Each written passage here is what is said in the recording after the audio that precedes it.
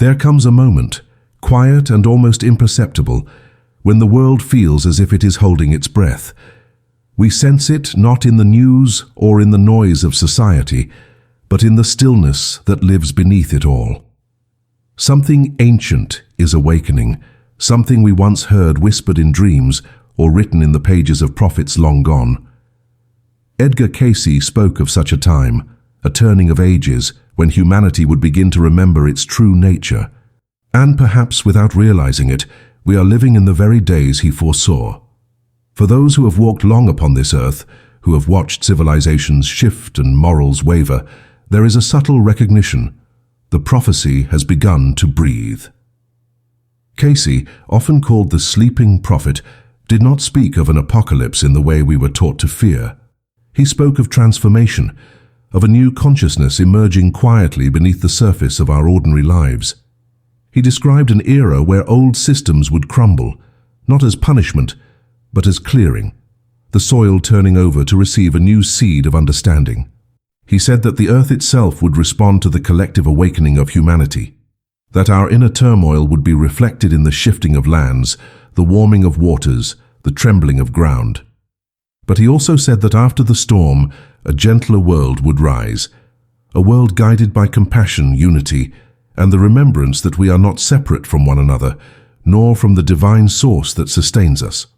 Many who are now in their elder years remember a time when faith was simple, and the world seemed anchored in certainty. The churches were full, families gathered around a single radio, and life followed rhythms that felt eternal. But those same souls have also witnessed the unraveling of that world, the quiet fading of sacred traditions, the questioning of once solid truths, the rise of technology that connects and isolates all at once. For many, this has felt like a loss. Yet perhaps, as Cayce suggested, what is fading is not faith itself, but the rigid forms through which faith was once confined. The divine is not leaving us, it is changing its language, seeking to speak through new voices, new hearts, new ways of seeing. What if this so-called New Age is not new at all, but ancient wisdom resurfacing in a modern tongue? Cayce's prophecies hinted at such cycles, where humanity forgets and then remembers, falls asleep and then awakens again to the same eternal truth. The elders among us, those who have seen the rise and fall of eras, carry the unique gift of perspective. They are the living witnesses of prophecy fulfilled in slow motion. They have watched the world pass from black and white certainty into a realm of shimmering paradox, and within that paradox, many are now sensing something familiar, the quiet hum of spirit returning, not to religion, but to life itself. There is a beauty in growing old in times of transformation, for while youth may rush to change the world, the elder soul knows that the true revolution is inward. Cayce often said that the New Age would not be born from governments or doctrines, but from hearts that remember their divine origin. It would begin in small acts of kindness, in the courage to forgive, in the simple awareness that every thought carries a vibration that shapes reality. To those who have lived long enough to see generations come and go, this may sound less like prophecy and more like recognition. It is as if the words of the sleeping prophet have awakened within their own consciousness, quietly confirming that the light he foresaw is not somewhere distant, but here, within them.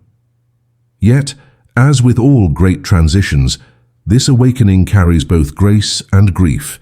We are watching the world shed its old skin, and that process is never without pain. The comfort of familiar identities, the security of old moral structures, the illusion of control, all of it is being washed away by a tide we can neither stop nor fully understand. But Cayce's voice, echoing from nearly a century ago, reminds us that every ending is a beginning disguised in shadow. The breakdown of the old world is not the failure of humanity, it is the labor of its rebirth. The soul of the earth is expanding, and with it the souls of all who dwell upon it. And so perhaps this is the real prophecy, the one easily forgotten in the noise of predictions and dates. It is not about continents shifting or stars aligning. It is about us. It is about the return of the sacred to the ordinary, the divine pulse rediscovered in daily life. Those who are old enough to remember how things used to be are not merely watching history unfold. They are the bridge between worlds, the keepers of wisdom that must not be lost as we enter this dawn. The light Cayce spoke of was never meant to come from the heavens. It was meant to rise from within us slowly, like the first rays of morning after a long and restless night. It is easy to think of prophecy as something distant, written in sacred books, sealed in mystery, waiting for the chosen few to decode it. But Cayce never spoke as a mystic of separation.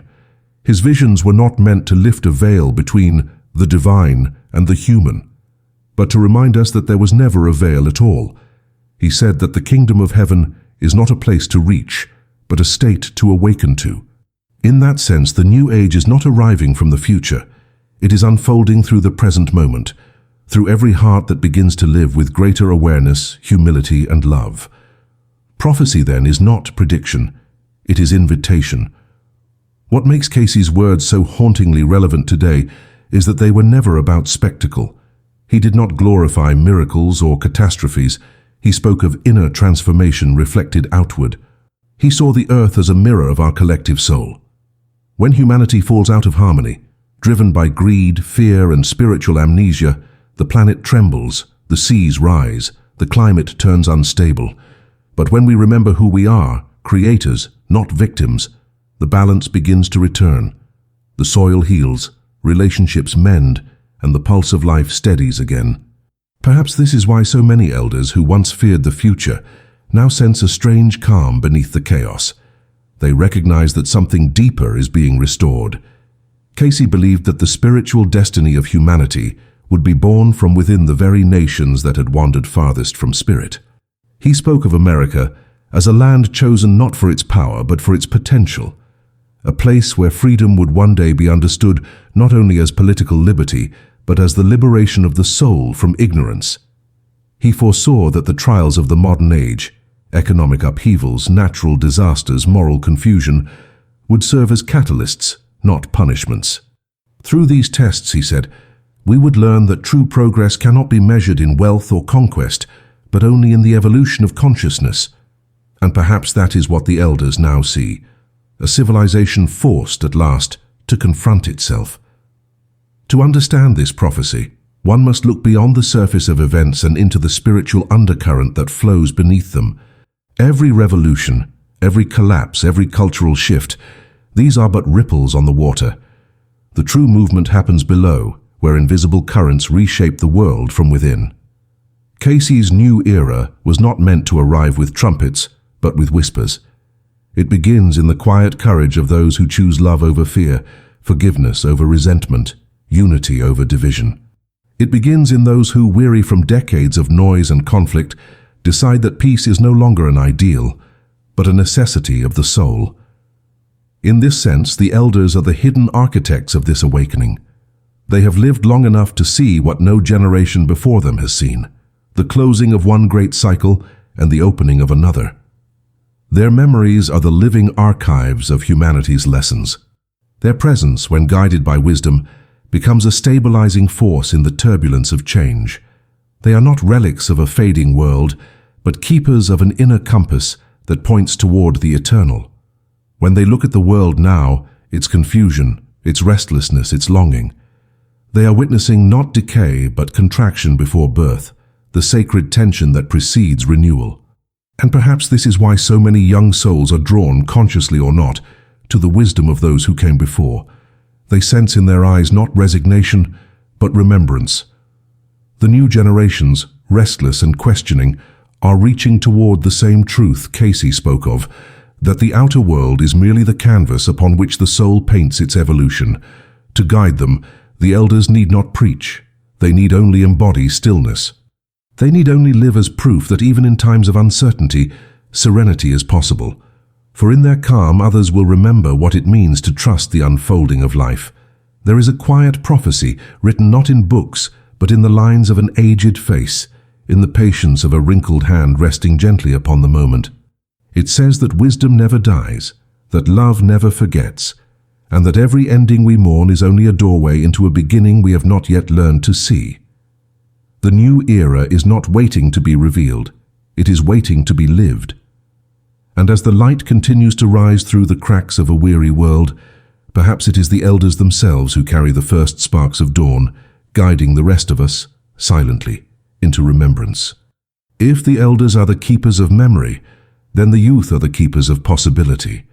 Between these two forces, memory and possibility, lies the heart of the new age that Cayce foresaw. One looks backward, not with regret, but with reverence. The other looks forward, not with fear, but with faith. The bridge between them is love, the same love that Cayce called the law of life. He said that love is not emotion, but vibration, the creative energy through which all things exist. To live in love is to live in harmony with the very fabric of the universe. And perhaps that is the true meaning of the new era. A civilization built not on intellect or power, but on resonance with love itself. When we observe the world today, we may see signs that this vibration is rising, even amidst confusion. People are beginning to question not only what they believe, but why they believe. Old dogmas are dissolving. Systems that once seemed unshakable are being revealed as fragile illusions. There is pain in this unraveling, yes, but also freedom. Cayce's prophecies were clear that humanity would face a period of great reckoning, where everything not rooted in truth would fall away. But he also said that this would not mark the end of the world, it would mark the end of ignorance. The soul of humanity, he said, cannot evolve in comfort. It must be tested in the fire of its own contradictions until what remains is pure, enduring, and awake. And so we find ourselves living within that purification. The fires are not only literal, but symbolic. We see them in relationships that collapse under the weight of ego, in institutions that lose their moral compass, in the disorientation that spreads when old identities no longer hold meaning. Yet beneath all of it runs a sacred current, the renewal of consciousness itself. The new age, Cayce said, would emerge not through prophecy fulfilled by catastrophe, but through individuals who awaken one by one, until their collective light becomes undeniable. It would not come from the skies, but from the silent courage of souls who dare to love in a loveless world. The elders in this grand unfolding serve as the silent witnesses of evolution. They know that cycles of destruction are also cycles of renewal, just as winter is the promise of spring disguised in frost. Many of them remember a simpler earth, unburdened by the speed and noise of modern life. And yet, as they look upon this world, chaotic as it may appear, some feel an inexplicable sense of trust, an inner knowing that the soul of humanity is not lost, only learning.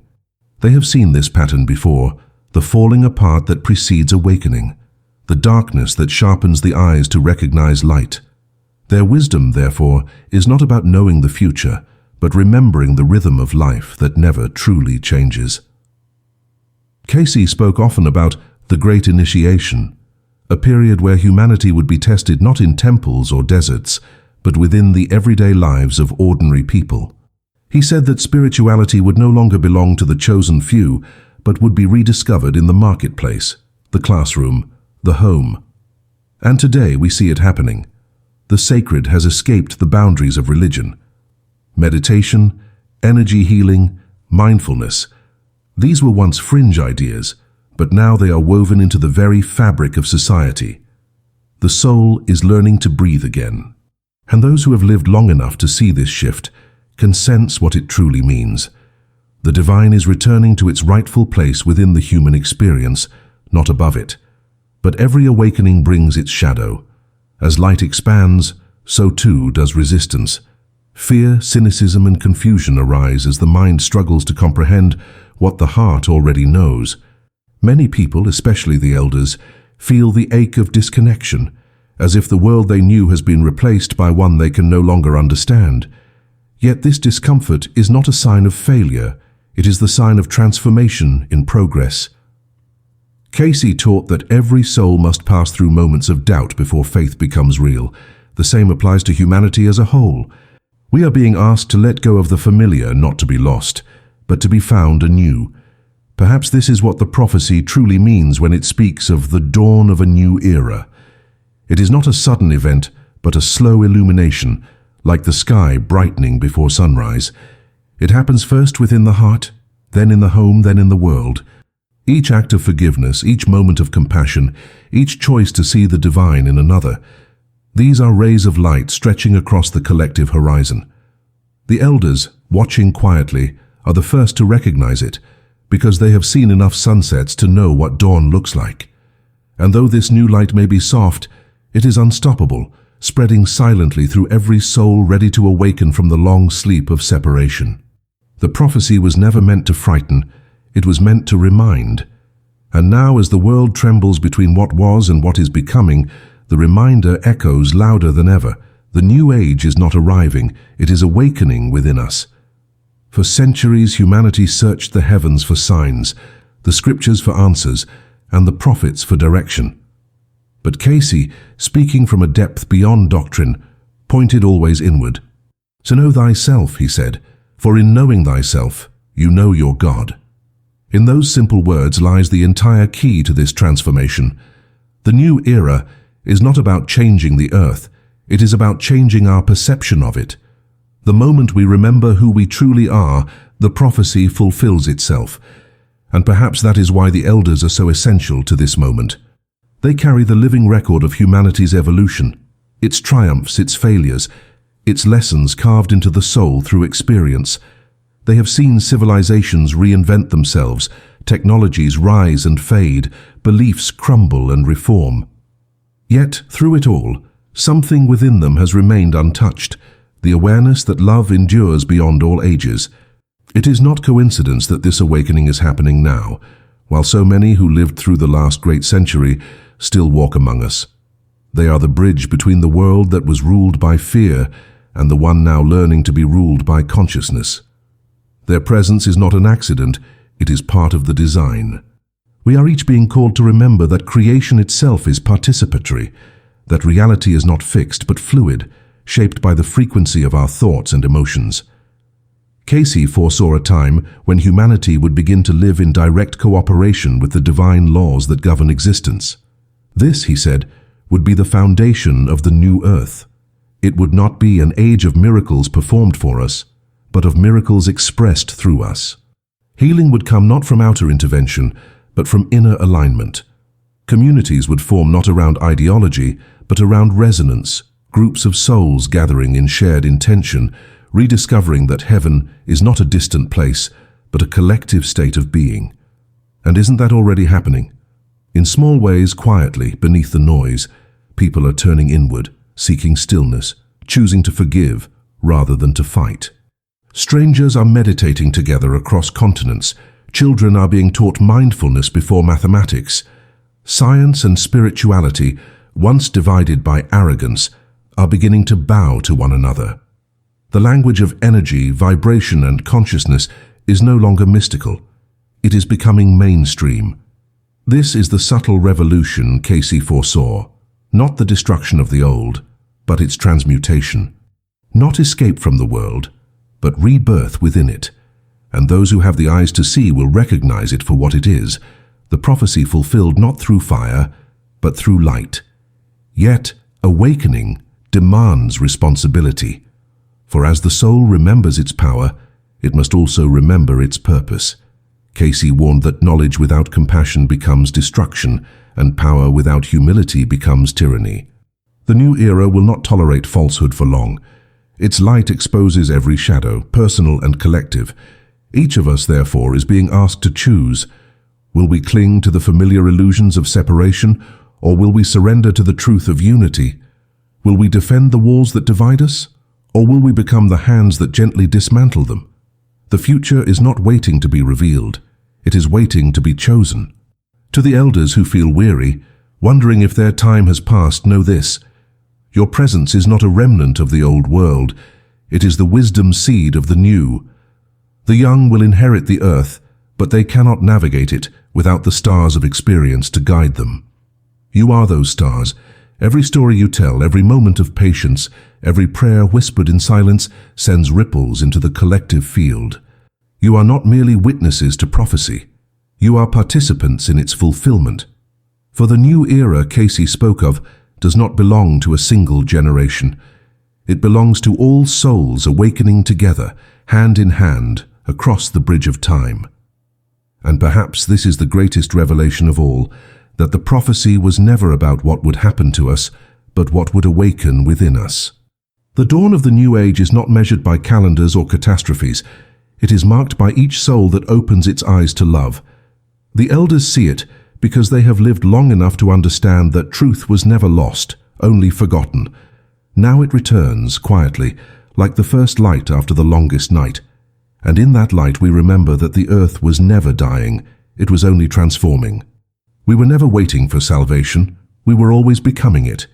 So breathe, and let the prophecy live through you. For the dawn has come, and we are its witnesses. If this reflection touched you, share your thoughts in the comments below.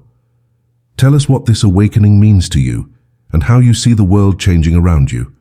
And if you wish to continue walking this path of remembrance and inner peace, subscribe and join this community of seekers. Together, we illuminate the dawn.